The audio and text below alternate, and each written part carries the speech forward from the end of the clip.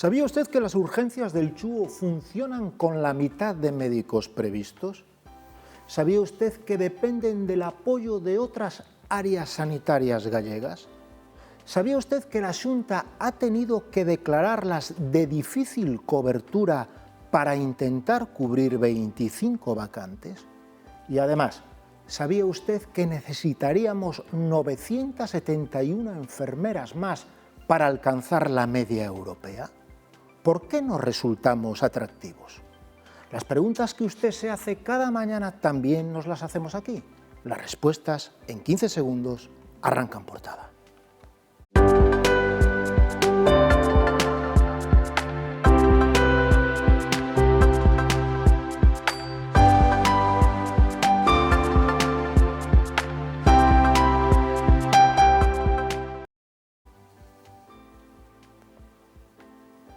Buenos días, señoras y señores, bienvenidos al programa 2627 de En Portada, un espacio que aborda la actualidad ourensana y del mundo bajo la mirada de nuestros contertulios. Pero antes, como es habitual, repasamos la portada de La Región, cuyo titular principal dice así: la ciudad colapsa, calles taponadas, cortes sin aviso y sin aparcamiento. La confusión por falta de información sobre las calles peatonales y la zona de bajas emisiones siembra de atascos cada día las entradas y salidas urbanas, en los barrios y en el centro. Otra noticia revela que médicos de Ferrol, Vigo y A Coruña acuden a atender urgencias del Chúo. En el interior, el diario señala que Ourense necesitaría incorporar casi 1000 enfermeras para alcanzar la media europea. También en el interior, el periódico refleja que por fin, 14 días después, arrancó el desescombro en aldeas de Viana afectadas por la riada. Otro titular señala que el doble túnel bajo la vía en Ramón Puga sale a concurso después de 10 años. La foto de portada es para los certificados de calidad entregados en Cenge a 125 nuevas empresas turísticas. Para analizar este y otros asuntos contamos hoy en nuestro programa con el periodista y colaborador de La Región, Lalo Pavón. Benvido, Lalo. Bo día, Xaime. También contamos con el analista y exportavoz del Concello de Ourense, Antonio Troitiño. Benvido, Antonio. Muy buen día, gracias. Y por último contamos con la presidenta de la Asociación de Mujeres Empresarias y Profesionales de Ourense, Elena Ribao. Benvida, Elena. Buenos días, gracias.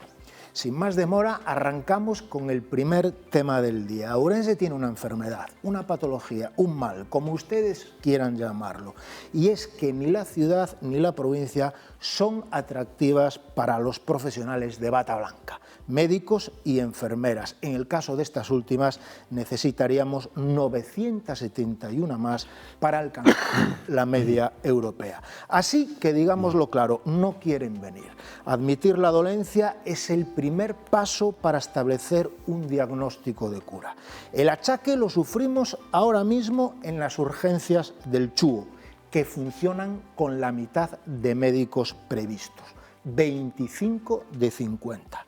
Esto hace que Ourense dependa del apoyo de facultativos de otras áreas sanitarias para prestar un servicio médico vital. Y vital quiere decir, en muchos casos, la diferencia entre vivir o morir. De ahí que la Xunta haya declarado de difícil cobertura las 25 vacantes existentes en urgencias del Chúo, lo que permitirá acceder a estas plazas fijas sin oposición, esto es, a través de un concurso de méritos. Ourense es la única urbe gallega con tipología de difícil cobertura en sus urgencias, sumándose así a las de hospitales comarcales como Barco y Berín. La pregunta es la siguiente: más allá de la dificultad general para encontrar médicos y sobre todo en especialidades como atención primaria, ¿por qué Ourense en particular no resulta atractivo? Lalo. Bueno, seguramente hai múltiples causas e varias razóns, pero o que sucede é, falando en términos médicos, a radiografía perfecta do isto xa o vía eu. é a expresión da Galicia profunda. Era visto, non? Era visto, sí, era visto. A expresión da Galicia profunda. Cando falamos da Galicia do interior, que todas as administracións públicas, desde que o mundo é mundo, ou desde que, en fin, vivimos neste sistema de funcionamento político-social, se di que se vai arranxar, pero nadie fai absolutamente nada. Máis alá de algún movimento cosmético. E entonces pasan estas cousas, o sea, a Galicia profunda, a Galicia desertizada demográficamente, a Galicia abandonada, ten ese outro componente. Abundan os vellos, faltan nenos, é unha sociedade pouco atractiva para vivir.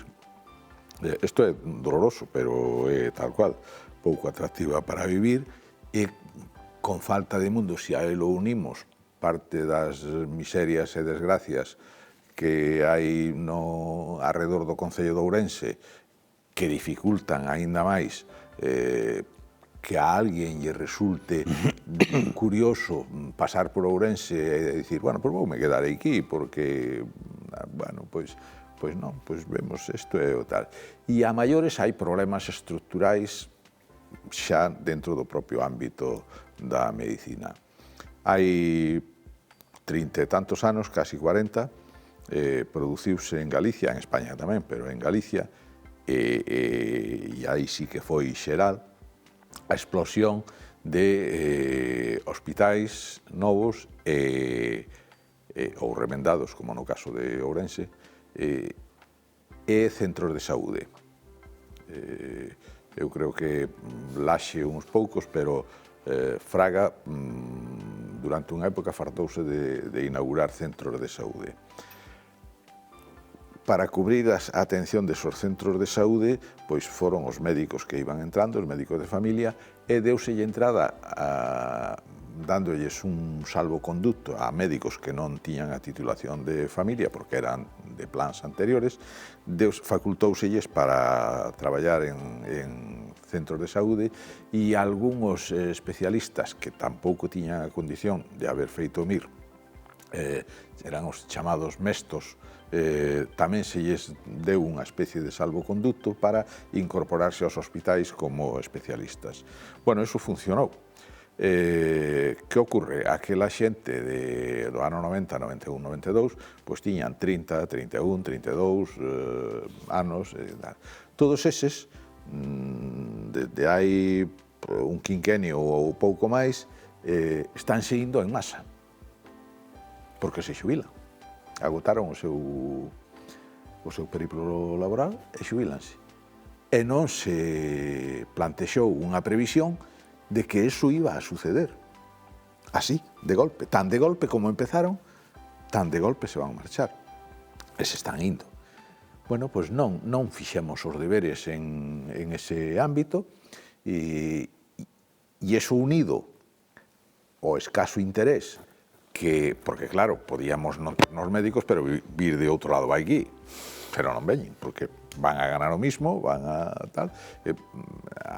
Antes de empezar o programa mencionábamos de pasada o caso de Ferrol, bueno, que ten problemas en algunha medida asimilables aos nosos, pero ten unha circunstancia que está a 50 kilómetros da Coruña. E iso dalle certas ventaxas neste ámbito. Pois ten moi difícil solución, porque claro, se isto empeza por abrir plazas nas facultades, largo me lo fiáis, amigo Sancho. Se é por traelos de fora, pois tamén está complicado, porque pelexamos con outras plazas e con outros países incluso que ofrecen moito mellores condicións ao personal sanitario, ademais de atractivos engadidos máis alá do diñeiro. Non sei, ingeniería médica, de xestión médica vai facer falta. Antonio. Eu creo que hai que analizalo con dúas vertientes claramente diferenciadas. Hai unha específica que é a de carácter sanitario e hai outra que é a de carácter social. A de carácter sanitario... Pero superpóñense. Claro, é que aí vou, a imbricación que unha ten na outra. As de carácter sanitario son prácticamente as mesmas que poden darse en Santiago, Coruña, Ferrol, Betanzos ou Tordesillas, é dicir, os médicos cobran máis ou menos o mismo en cada destino, e, por tanto, ten que haber outra componente de carácter social que fai que esta de carácter sanitario se vexa máis deturpada aínda. Hai falta de médicos e de enfermeiras en todo o sistema sanitario español, especificamente en Galicia, e, por tanto, estes médicos e enfermeiras teñen unha gran capacidade de decisión naqueles lugares que resulten máis atractivos, ben sea económicamente. Se falamos dos Sergas, os soldos son iguales ou moi parellos en todos os sitios, por tanto, ten que haber unha componente de carácter social que o fai claramente diferente. Esta componente de carácter social é esencialmente, nós non temos unha costa que ofertar, iso é unha cuestión relevante, é dicir, se un señor pode elixir entre Pontevedra con un clima maravilloso, con unha costa, con unha cidade moi atractiva, e aí irei, ou Ourense, pois é evidente a decisión que vai tomar. Pero hai outra serie de componentes, é dicir, un médico que se vai, ou unha médica que se vai instalar aquí, un enfermeiro ou unha enfermeira que se vai instalar aquí, é probable que teña unha familia, é casi seguro, se non a ten, formará. E a súa muller non ten por que ser médica ou enfermeiro, ou seu marido con médico ou enfermeira. Vai ter que insertarse no tecido social desa cidade. E que oferta Ourense? É dicir, un facultativo ou facultativa que veña a instalarse en Ourense con unha familia, que lles ofrece Ourense a esa familia? Concertos da Panorama. Hai postos de traballo para esa unidade familiar ou outro membro que pode integrarse? Hai unha expectativa de desenvolvemento para eses fillos xa mozos que van a formarse e incorporarse ao tecido laboral? Onde están os nosos fillos agora mesmo? Os meus fillos formaron os dous en Ourense, un está en Vigo e a outra está en Madrid. Esa é a cuestión. Os poderes públicos, empezando pola Xunta de Galicia, que non fai unhos presupostos discriminatorios positivos para Ourense, desde fai moito tempo, e non nos fai porque a casta política non exixe o que en xusticia nos corresponde, esa discriminación política da que se fala sempre, pero que se leva feito nos últimos anos? Sodes capaces, algún dos que estades aquí, de decirme unha actuación importante da Xunta de Galicia na provincia de Ourense?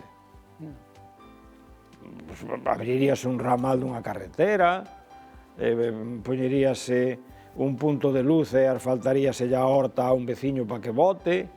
Estamos como hai 40 anos. Non hai ningunha expectativa de desenvolvemento. Ofertamos algo en materia termal que nos faga ser un lugar punteiro para que europeos nos visiten. Estopite, cantos comercios pecharon en Ourense nos últimos tempos? Comercios consolidados históricos desta cidade. Isto non é alleo á casta política. Isto depende da casta política, precisamente. A cárcel cae, o baño arde o outro día, o outro edificio dos baños históricos da Burga sucumbiu hai 30 anos aproximadamente, e aí está Hermo, a Plaza de Abastos, que, en fin, computa moi pouco neste análisis que estou facendo, pero é outro espacio pechado, non hai unha infraestructura que funciona como de Ormande, o AVE acaba de que estropear esa catenaria ahora mismo. E o Museo Municipal, e o Auditorio, e o...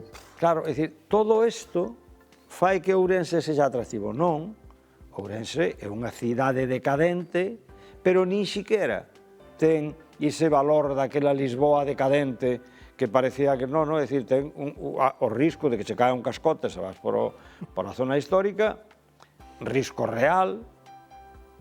Eu invito-vos sodes capaces de decirme a última vez que vistes un policía andando, un policía municipal, vistes algunha vez un policía municipal nos últimos 10 anos andando por Ourense? Non o vistes, mentides se me decides que sí.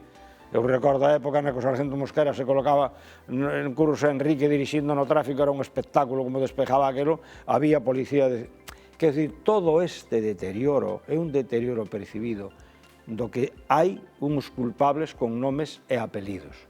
Pero hai outros culpables pasivos que votan periódicamente con nomes e apelidos e se ocupan, como anoseidos nos povos, digo, a ver se me poño o meu punto de luz, un banco ali na rúa, etc. Eu estes días falaba con un montador de muebles por razóns de carácter personal, eu boteilles,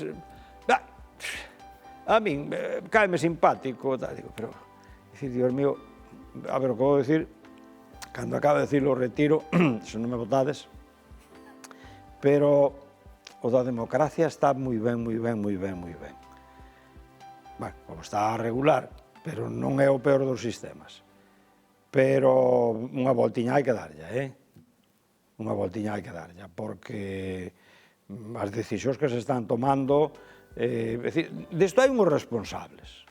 Hai un responsable directo, que é o que toma as decisións, outro responsable directo que toma outras decisións na outra institución provincial, outros responsables directos que toman as decisións na Xunta de Galicia, pero hai uns cidadáns que periódicamente, sin ningunha reflexión, van a depositar o seu voto na urna. Elena. Pues totalmente de acuerdo, Ourense podría tener muchísimas oportunidades. Muchas posibilidades. Podría tener muchas posibilidades, oportunidades, porque podría tener una calidad de vida, podríamos vivir tranquilos y felices y tener muchas... pero llevamos como 20 años parados, o 30, o lo que sea. Entonces, eso todo hace que todos vuestros hijos y todos mis compañeros estén fuera. Eso hace un problema que mis 2 o 3, yo soy odontóloga, bueno, digamos que es una profesión que más o menos tú puedes venir a una ciudad pequeña, pero no tengo ninguna oportunidad laboral. Yo me canso de coger el tren e irme a Madrid, me encanta formarme en la Complutense, en todas partes, hasta un punto en el que estás un poco cansado porque tienes hijos pequeños y ya tienes que estar siempre fuera de Ourense y al final medio los abandonas, ¿no? Para la formación dejas de formarte, te paras y demás. Entonces, mis compañeros médicos se vienen a Ourense, tienen una cierta vida, pero realmente hacen esfuerzos porque no tienen congresos, no tienen dónde formarse, no tenemos universidades, bueno, hacen el intento desde Santiago, pero estamos un poco... Eso por el lado sanitario. Por el lado político, totalmente de acuerdo. Es increíble que una ciudad no le saque partido y no sea capaz de retener talento dentro de las condiciones que tenemos, que aún comentábamos el otro día, ríos, aguas termales, 1 hora de la costa, bueno, ahí podríamos hacer una barbaridad de incentivos para retener ese talento, porque si realmente la gente joven estudia y se va, pues tenemos ese problema. Aparte del relevo generacional, porque somos una población muy envejecida en todos los aspectos. En las urgencias hay que hacer un llamamiento porque las urgencias están horribles, o sea, la cantidad de gente mayor que tenemos está en los pasillos durante 4 días, pasando de una sala a otra sala, de la sala de observación a la sala de cualquier sala, hasta que imposible. La estructura, el personal, después los médicos están estresadísimos, porque están pasando horas y horas, 500 pacientes en una noche o en un día. Ellos también son humanos y ven que no pueden atender totalmente a toda la gente que quieren y pueden. Y entonces hay una burbuja que desde aquí hay que hacer un llamamiento a todas las instituciones, tanto políticas como el Sergas, como locales, que tomen una solución. Yo creo que se está tomando ahora un poquito el incentivar económicamente, les están pagando horas extras a los que vienen de Coruña, de Santiago. Para mí es un gasto que ahora mismo es una medida particular y momentánea, pero yo creo que ese gasto tiene que venir un poco para incentivar la vida a las personas que se vengan a vivir aquí, pues con sus familias y demás. Pero claro, siempre con una base de que el ourense les aporte, no les quitemos su vida y no les quitemos su formación por venirse a Ourense. Entonces, bueno, no sé si he hecho un poco un resumen de todo lo que habéis dicho, porque todo lo que habéis dicho estáis creo que estamos en la cuestión. Es así. Esa parte social, Lalo, da que falaba Antonio e Elena, que está imbricada perfectamente a mí non me mires. na sanitaria. Por outra banda, somos unha cidade, unha provincia ben comunicada, como falaba ela, somos unha sociedade acolledora, cos prezos máis baixos que noutras cidades, moi bonita, a Ribeira Sácara, playa moi cerca, Portugal, Santiago de Compostela, é dicir, unha parte do problema pode ser que non somos quen de poñer en valor as nosas fortalezas. Sí, é certo. Eso foi o que mellor se nos deu nos últimos anos, é de ver as oportunidades que tiñamos e o cerca que estamos de poder convencer a xente para que veña aquí e para que faga cousas aquí e tal. Eso vímolo todos. O problema é que non fixemos nada ao respecto. Entonces, durante anos, tuvemos a oportunidade, gracias á infeliz xestión dos sucesivos ministros de Fomento e presidentes de goberno, de pensar o que nos podía facer o AVE. Tuvemos casi 30 anos para divertirnos co que iba a facer o AVE ou non iba a facer.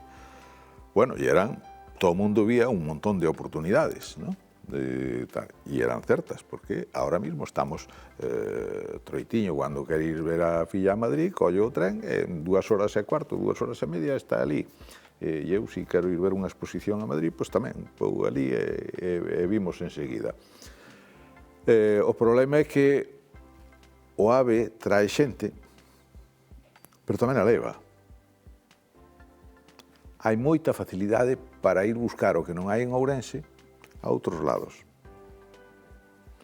E entonces somos un sitio que ven xente e vai, vémola pasar. E encima, os nosos ilustrados representantes políticos creen que é o mismo ter un pendello de estación a ter unha estación firmada por Foster. Bueno, en Berlín entenderon que non, que a estación do tren merecía a firma de Foster, e hoxe é un centro de turismo de primeira magnitude. En Berlín, que xa ten outros moitos centros de turismo de primeira magnitude. Isto vese solo a ollo de paseante, non fai falta meterse na biblioteca das facultades para sacar documentación e estudiar. Isto é pura observación. Bueno, pois nós con ter unha estación decente, acolledora, e tal, xa nos vale. Bueno, onde non chova, non choverá, pero os que están fora, ali ao lado, asanse vivos, se non salen en 10 minutos agora neste un día como hoxe ou como tal, sales asado de ali como unha chicharra. Entonces, nada facemos, incluso cas cousas que teñen adosado un beneficio neto, como é a ventaxa do tren rápido. Falábamos aquí o outro día, temos o tren rápido, pero o peor tren rápido do país. Tampouco hai que esquecelos, non? Porque resulta que temos AVE e só chega a entrada de Galicia, despois xa non vai. Despois hai que cambiar de tren ou vai a outras velocidades e tal. E despois pasan cousas curiosísimas que a min me están empezando a preocupar, como a desta mesma mañá. O sea, unha máquina que anda remendando non sei que ou observando non sei o que, dalle un golpe á catenaria ou eu que sei o que fixo con ela, porque algo fixo ca catenaria, e xa non hai trenes rápidos nin dos outros, non hai trenes, hai que andar en autobús. E xente que collía o tren esta mañá para pillar un avión en Madrid ás 12 ou ás 2, bueno, pois collerían ou non o collerían. Entonces, de verdad que isto parece o culmen do despropósito. Facendo adrede para ir a peor, é difícil facelo máis, superalo, é difícil superalo. E isto non exixe xa reunirse nunha mesa con boa vontade e dicir, vamos poñer solución a isto. Eso é imprescindible, pero é concienciarse de que necesitamos anos, moitos anos, para revertir a situación, para frenar a situación e moitos máis para revertila. Antonio. Quedanos moi pouco tempo, entón vou intentar ser breve. A comodidade que ten a estación e a habitabilidade que ten a estación de ferrocarril é tal que Coren estáse plantexando volver poñer o Asador dos Polos no mesmo sitio onde estaba, porque a primeira volta creo que lle la vai dar ao sol, postos ali na parrilla ali fora. A segunda parte que vou a decir é, a mellor resulta un chisco machista, pero é divertida. Ourense ten o que a natureza lle deu. A natureza foi moi rica con Ourense e dotounos dunhas grandes posibilidades. Eu tiña un amigo que fixo a carreira conmigo, que tardei un tempo en velo, José Manuel. Era un tipo alto, bastante desastrado, levaba os pantalóns sempre moi cortos, iba vestido así dunha maneira, en fin, non era o lápiz máis afilado do lapiceiro en canto á súa indumentaria. Anos despois, encontreino felizmente casado con Isabel, unha rapaza moi guapa e demais, estamos falando, en fin, vémonos con frecuencia, e dixo, yo conocí a José Manuel en la oposición. Lo vi y me llamó la atención lo mal vestido que iba. Pero dije, este chico tiene muchas posibilidades. Puxo só choio, oes, deixou no niquelao. Este é o caso de Ourense. Ourense ten moitísimas posibilidades. Só falta que unha mao sensible se dé conta e poña esas posibilidades ao servicio da sociedade. Esas posibilidades existen, esa capacidade de decisión témola os ourensáns, si nos poñemos con espírito crítico. Houve un tempo en que os ourensáns eran capaces de sair á rúa, houve un tempo en que os ourensáns eran capaces de tir o mellor espacio de cultura quizá de Europa. Queda esperanza? Eu non teño moita, pero desde aquí aproveito a ocasión unha vez máis para provocar, para decir que do noso destino solo nós somos responsables e avecíñanse tempos nos que podemos tomar decisións. Fagámolo e veremos como isto cambia, e cambia rapidamente. Elena. Pois o mesmo, e ademais eu vexo que estamos ao límite das posibilidades da cidade. Para min a sanidade é a alarma máis grande que está a soar ahora mismo. Sí, con diferencia. Entonces podemos deixar pasar vivenda, podemos deixar pasar espacios verdes. É o principal sensor. Exacto.